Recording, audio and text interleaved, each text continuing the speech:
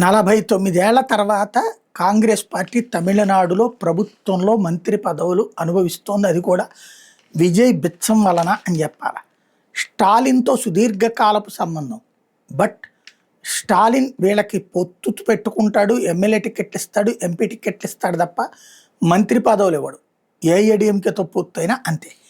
అట్లాంటి సందర్భంలో 59 ఏళ్ల తర్వాత కాంగ్రెస్ పార్టీ మంత్రివర్గంలో చేరగలిగిన తమిళనాడు తమిళ రాజకీయాలు చారిత్రక ఘట్టం ఇది.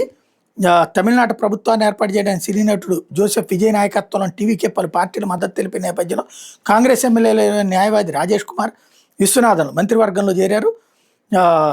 మంత్రివర్గంలో ఐయుఎంఎల్ ఎమ్మెల్యే ఒకరికి చోటు లభించింది. ఇటీవల జరిగిన శాసన ఎన్నికలు గెలిచిన టీవీకి తగిన ఎమ్మెల్యేలు బలం లేనప్పుడు వీడు మద్దతు ఇచ్చినటువంటి నేపథ్యంలో తొలి విడతగా 9 మంది మంత్రులు మిగతా వాళ్ళని ఇప్పుడు యాడ్ చేసినటువంటి సందర్భంలో జరిగినటువంటిది. ఓవరాల్గా కాంగ్రెస్ పార్టీకి 59 సంవత్సరాల తర్వాత తమిళనాడులో మంత్రివర్గంలో చోటు దక్కింది.